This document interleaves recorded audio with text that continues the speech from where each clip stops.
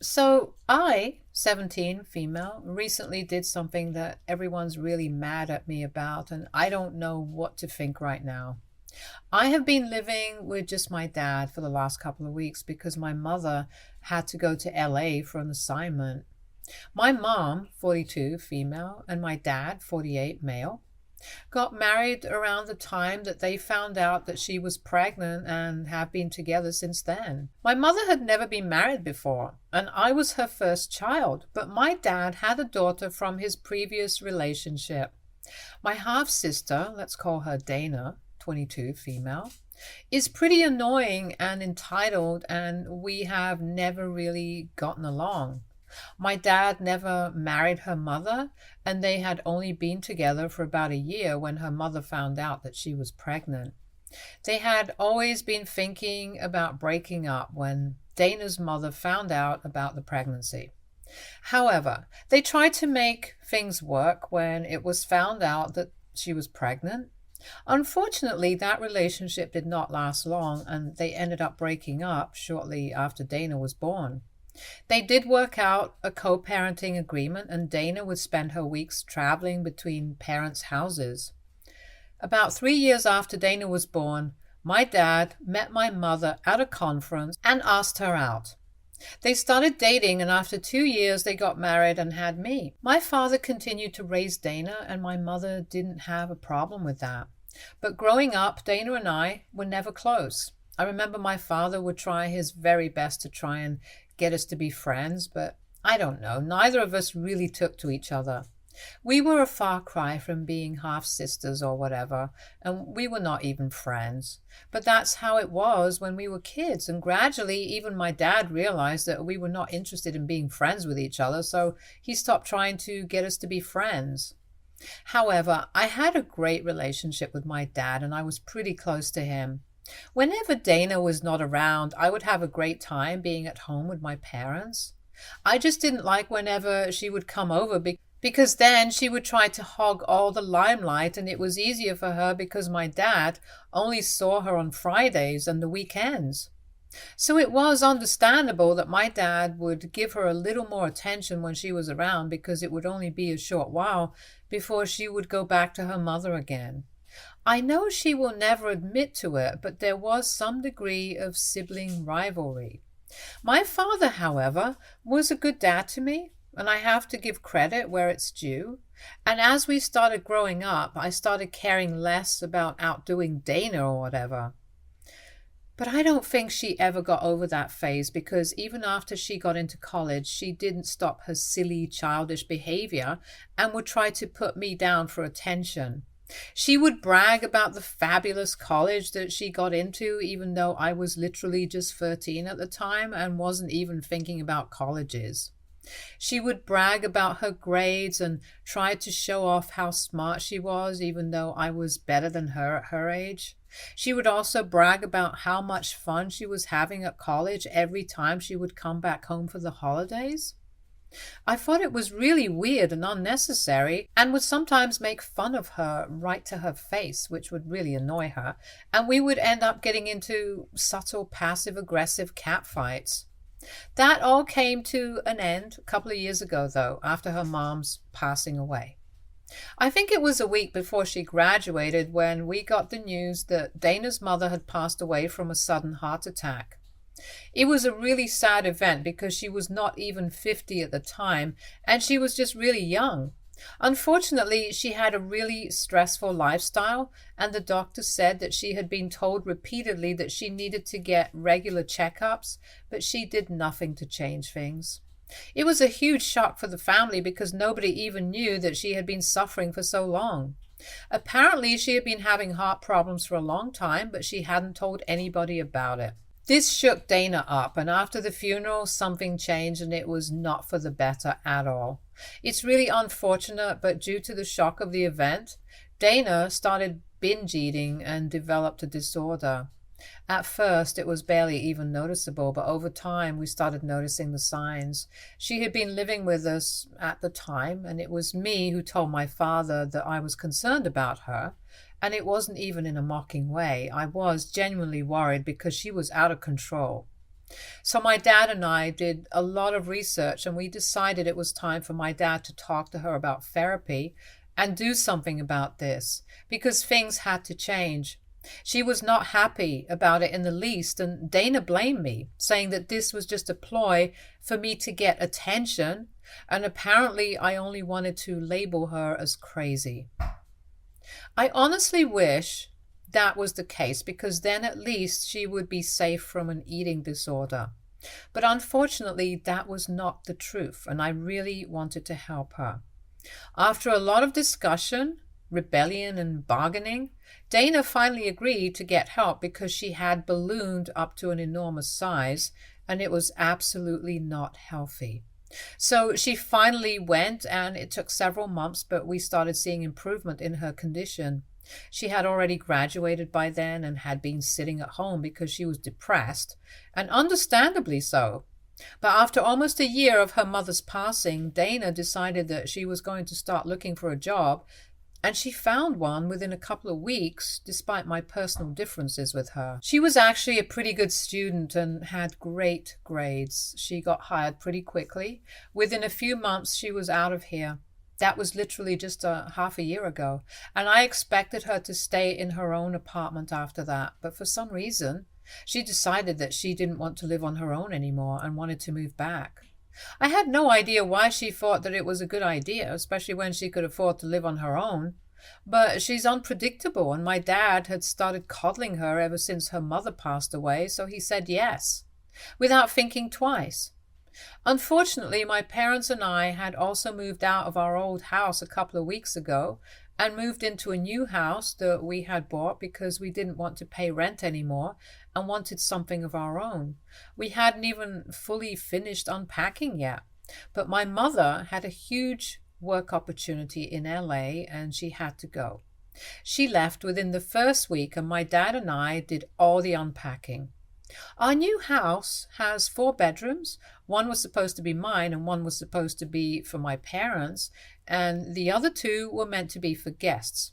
One of the guest rooms was obviously intended for Dana, and the other one was for other people. It's a pretty spacious house. But the problem is that we have been using one of the guest rooms as a makeshift storeroom right now, so it's uninhabitable.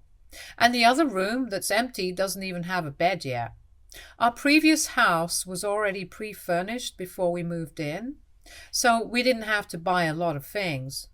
This one, however, doesn't come with its own furniture, and my parents have already spent a lot of money. So buying a bed right now and furnishing 2 rooms that would probably not even be of any use for a long time didn't seem necessary. So we just left that room empty since we didn't know that Dana would randomly decide to move back in one day. But yeah, that happened 2 weeks ago. My father just told me that she would be moving in with us, and I was expected to share my room with her because the other 2 rooms were uninhabitable. I was outraged because I'm a 17-year-old and I need my own privacy. I also didn't want to share my room with Dana because I found her annoying, and I never had liked her and never would like her. I fought with my father a lot and even tried to get my mother to interfere. But she just told me that she was busy with work, and this was really petty of me since apparently the poor girl had just recently lost her mother and was trying to get back on her feet, so I should be there for her instead of rejecting her. My dad also had similar opinions on this and said that it was my moral duty to make Dana feel as welcome as I could instead of acting like a brat. I personally didn't think I was acting like a brat at all, and I honestly felt like this was Dana being entitled. I mean, honestly, she was working and earning her own money, so there was no reason that she couldn't live on her own. At least until the other room was furnished, or maybe she could just buy the bed herself and move into the other room. But apparently she just wanted to move back here because she was lonely and also because she was saving up to quit her job and start something of her own small business for all ages right now. I even suggested that she sleep on the couch or something, but she wasn't on board with it because she said that it would hurt her back. And she already had a lot of issues with her back from when she was struggling with her weight, so that was not happening. And so I was told that I would have to share my room with Dana, and there was no way out of this. The saddest part of this was that I had to sleep on the floor in my own room, and I could tell that Dana was really enjoying this experience. She moved in 1.5 weeks ago, and it has been a nightmare for me since then. Not only is she literally the most annoying person to live with, but she's also a total slob, and I can't deal with that. She is constantly talking to people on the phone as loudly as she can, and it's really disturbing when I'm trying to study. So I have to finish all my homework before she comes back home, and I don't even get to rest when I come back from school because I only have a couple of hours before she comes back. She also made a mess of my room pretty much on the day that she moved in with me, and it was horrible. No matter how much I clean up, it's always the very next day. I complained about it to my dad after dinner one day last week, but he told me that I just had to suck it up and deal with it because she was going through something, and as a family, we had to be there for her. And he was right. Maybe I have had my own problems, but at least my mother is still alive, and so is my dad. So I don't really know how she feels. Besides, she's still recovering from an eating disorder, and that couldn't have been easy, so I was willing to cut her some slack and give her the benefit of the doubt. However, 3 days ago, she really crossed a line, and I just couldn't take it anymore, so I snapped. 3 days ago, I left really early in the morning to go to a friend's house, and I spent almost the entire day there. I came back home in the evening because it was a Saturday and I didn't have school the next day, so I could do whatever I wanted. I was in a great mood until I came back to my room and saw all my clothes lying on the floor, and it appeared to me that most of my outfits had been either stretched out or, even worse, torn. I was horrified because I couldn't even imagine why anybody would do this until Dana came back into my room and told me that she could explain. Apparently, she had been trying on all my outfits because she needed something pretty to wear to a co-worker's wedding next week, and she couldn't find anything in her own belongings that still fit. She was smiling at me while she told me this and had a really smug look on her face because she knew exactly what she was doing. She had known all along, and she was just trying to mess with me. She knew that if her own clothes didn't fit her anymore, there was no way on earth that my clothes would fit her because I am several sizes smaller than her. She knew that.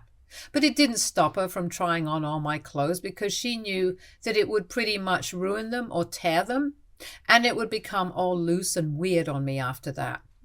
She had done this on purpose, and she wanted me to know, which is why she had laid it all out on the floor for me to see when I came back home. It was pretty diabolical, and for the first couple of minutes, I didn't even have anything to say to her because I was just that horrified. She continued to smile at me while I just stared down at the mess she had created. But then I lost my temper, and I did something that I was not very proud of. I walked right up to her and smacked her on the face. I had been stretched pretty thin already, and everybody had been testing my patience with her by forcing me to live with her and sleep on the floor of my own room, just because her mother had passed away and she was using that to her advantage shamelessly. After I smacked her, there was no looking back because she had a significant advantage over me. Since she was quite bigger, and soon enough we were in a full-blown brawl. I got a few good scratches in, and she took out my hair, but I was glad that I got to hit her, and even though I'm not very proud of it, she deserved it. My dad had heard us fighting, and it took him a while, but he was able to break us up eventually. I thought that he would at least ask us what happened, but he didn't even wait and just started yelling at me about my behavior. He didn't even bother to wait for an explanation and just assumed that this was all my fault. He told me that I had been behaving like a spoiled brat ever since Dana moved in with us, and he needed me to cut it out because otherwise he would have to kick me out and send me to live with my grandparents. He thought that I was being entitled, and apparently I was being heartless and petty by putting Dana through so much and tormenting her all the time.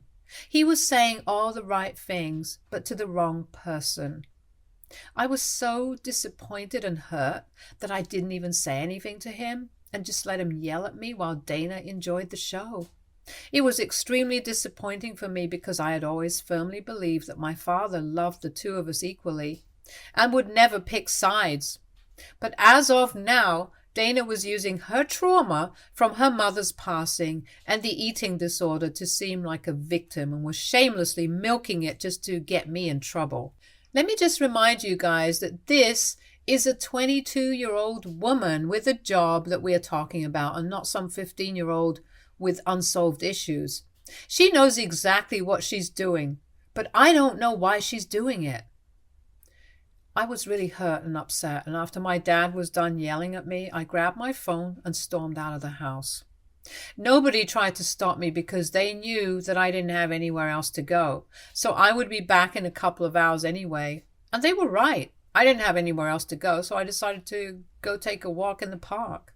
I was fuming, and even walking wasn't helping me cool down. So in the heat of the moment, I opened social media and decided to make a post about my dad and Dana.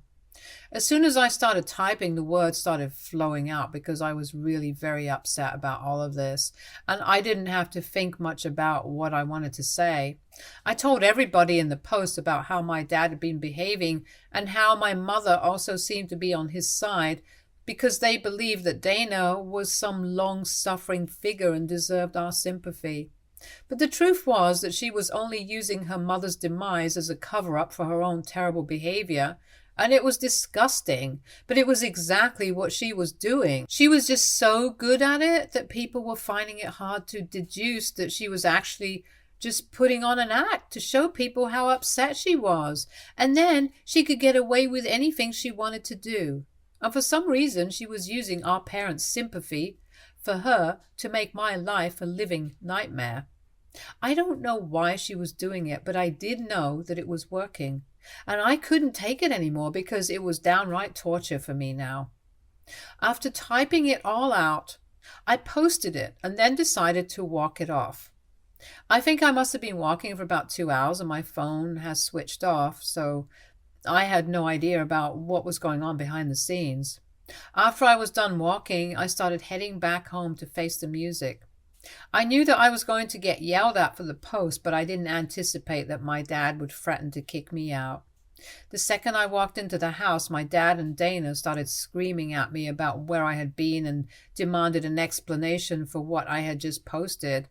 I told them as calmly as I could that the post was exactly how I felt, and it was long overdue because the two of them had been very difficult to live with, and I couldn't do this anymore. I told my father that I was sick of living with Dana because not only was she a terrible person, but she was also a huge slob, and I hated her from the bottom of my heart.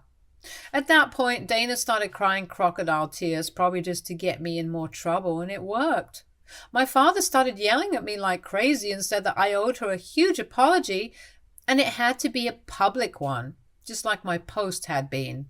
He said that he was ashamed of me and that he had expected so much better from me. When I told him that I was not going to apologize to anybody, he told me I could either apologize or get the heck out of his house. Apparently, he was not going to tolerate this kind of behavior, and I needed to realize that there would be consequences to my actions and I couldn't just get away with everything that I wanted to do. It was even more infuriating because once again, he was saying these things to the wrong person and Dana was the one who needed to hear it. So in a fit of rage, I told him that the house didn't even belong to him and it was actually Mom's house, so he had no right to kick me out anyway. Now, I wasn't supposed to say that because I had found out accidentally. I was going through my mother's belongings in the first few days after we had moved into the house, and at first to try and search for something that actually belonged to me. I thought that it must have gotten mixed up and was going through my mom's stuff when I found a deed to our house and it only had my mom's name on it. I thought that it was pretty suspicious, but I never brought it up with anyone because I didn't think it was my business. As long as I was getting to live in this house, I didn't really care, and I also thought that they must have talked about it and discussed these things, so I had no need to poke my nose where it didn't belong. But it just slipped out while I was fighting with my dad, and he seemed taken aback. He tried to deny it at first and said that I was lying, but I told him to go check out the deed for himself if he didn't believe me. It was under lock and key in his bedroom, and he could have checked it out whenever he wanted to, but he hadn't because he trusted my mother with the paperwork and it just didn't seem necessary at the time or even later. But when I said that, he rushed to the bedroom immediately, and even Dana was shocked. So she stopped crying. And surely enough, a couple of minutes later, my dad came out of the bedroom and he was all red in the face because what I had said turned out to be true. He asked me how long I had known, and I told him that I had known about this from pretty much the day that we moved in. After that, he went back into his room and abandoned his fight with me because, of course, this was more important. Even Dana went back into our room, but I didn't feel comfortable going back into that room, so I decided to sleep on the couch. I didn't have any back problems, so I could sleep there pretty easily. It was still better than sleeping on the floor. But I didn't really get the chance to sleep because a couple of hours after I had revealed the big secret to my father, I received a call from my mother and she put me on blast immediately. She told me that I had no right to spill something like that without first speaking to her about it, and apparently I had ruined something pretty big now. My mother told me that the house had actually been a gift from her parents because she and my father recently celebrated their wedding anniversary and my grandpa wanted to do this for them. And all the money that my parents had spent on buying the house went into the retirement fund, and my mother had been planning to tell my father about all of this on their second honeymoon that they were about to take in a couple of months when she came back from her work assignment. She had been building up to the surprise for months now, and it was going to be huge because she was even planning on paying for their vacation to the Greek islands, all from the money that they had saved from the house. Unfortunately, I had ruined the surprise, and not only that, but I had to cause a huge fight between my parents because my dad believed that my mother should have just told him instead of trying to surprise him with this. So now she had to fly back home in the middle of a really busy week and try to fix her marriage because I opened my big mouth just because I was having some petty fight with my half-sister. She also said that she was really disappointed in me, and that was pretty much the last straw for me. It was an already sucky day, and it felt like everybody was against me at that point in time. It's been a couple of days since, and nobody's speaking to me. I even took down the post, but that hasn't changed anything, and I'm still being treated like a pariah in my own home. My dad doesn't even look at me anymore, and I haven't heard from my mother yet. But I know for a fact that she isn't happy about any of this, and I'll get to hear about it when she comes back to talk to my father. Until then, it's just going to be silent in this house, and I'll just have to deal with it because I guess it might be my fault. I have been thinking about everything for a really long time now since I have a lot of time on my hands to overthink everything.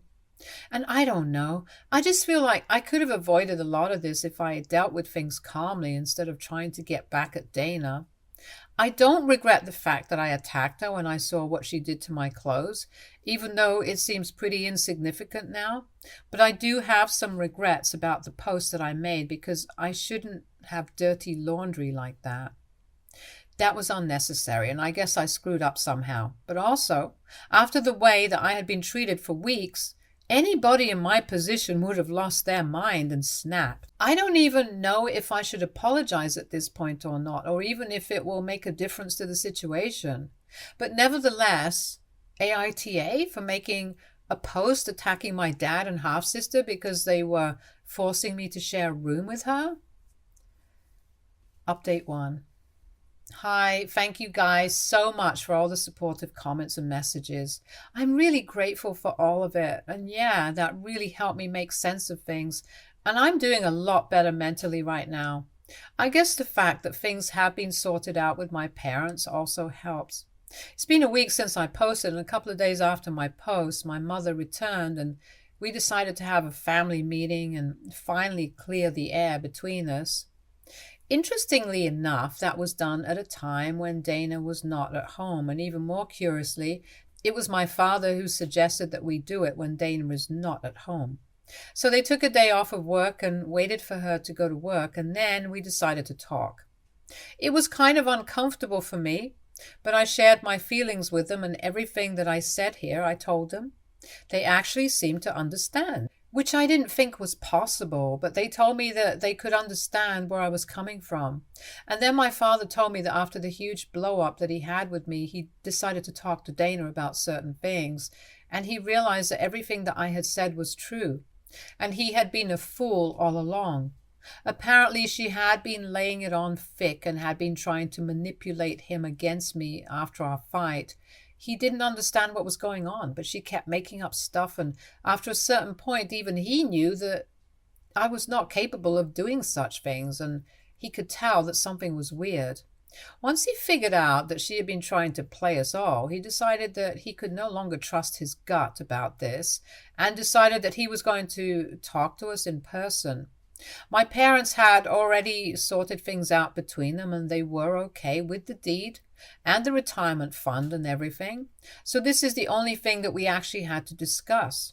After some deliberation, my parents decided that it would be for the best if we told Dana to leave, because what she had done was unacceptable, and she actually had been milking her mother's demise for something so petty that it was distasteful. So to sum it up, Dana has been asked to leave, and she threw a huge fit about it and accused me of trying to sabotage her future, which was interestingly exactly what she had been trying to do to me. So that was clearly projecting, but I finally realized why she hated me so much. It was just because she could. And she was just a terrible person who got off on other people's misery. Mystery solved. Update 2. Hi, so Dana has left, but my mother has stayed back for a couple of days more, and she believes that we need to start family therapy. She's going to join the online sessions, and we're all going to try and make this work. I have my fingers crossed, and I hope that this brings us all closer, because the last few months have been tough, and I just really want everything to go back to normal. Update 3. Hey, it's been almost a year since my last update, and I'm thrilled to inform you guys I'm starting college in a couple of weeks. I got into the school of my choice, and we are all really happy. My mother finished up her assignment a couple of months ago and has been living with us ever since, and it finally feels like a perfect family again. Dana has had no contact with us since she left. Thank God for that. Therapy has been going well, and I don't know, I feel like everything has fallen into place, and I couldn't be more grateful to the universe for it. Stay tuned for more stories from our girl relationships.